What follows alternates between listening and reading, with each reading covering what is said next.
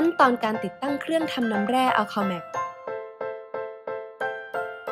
ทำการถอดคลิปล็อก 2 ตัวที่ทางน้ำเข้าและทางน้ำออกของเครื่องทำน้ำแร่ เสียบข้องอสายยางที่ทางน้ำเข้าและทางน้ำออก สังเกตสัญลักษณ์สีฟ้าคือสายน้ำเข้าและสีขาวคือสายน้ำออก ดันเข้าไปให้สุด ใส่คลิปล็อกกลับเข้าที่เดิมทั้งทางน้ำเข้าและทางน้ำออก ขั้นตอนการติดตั้งวาล์วน้ำสลับทาง ถอดหัวก๊อกน้ำออกจะพบเกลียวที่ก๊อกน้ำ จากนั้นถอดหัวต่ออเนกประสงค์ออกจากวาล์วน้ำสลับทาง สวมวาล์วน้ำสลับทางเข้ากับเกลียวก๊อกน้ำ เสร็จขั้นตอนการติดตั้งวาล์วน้ำสลับทาง ในกรณีที่เป็นก๊อกสนาม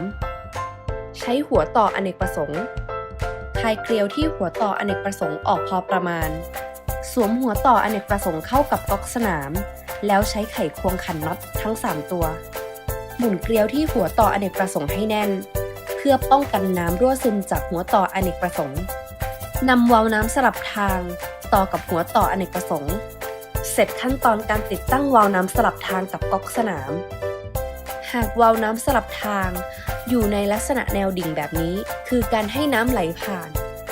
ให้บิดวาล์วน้ำสลับทางในแนวนอน เพื่อให้น้ำไหลเข้าเครื่องทำน้ำแร่ เสร็จสิ้นขั้นตอนการติดตั้งเครื่องทำน้ำแร่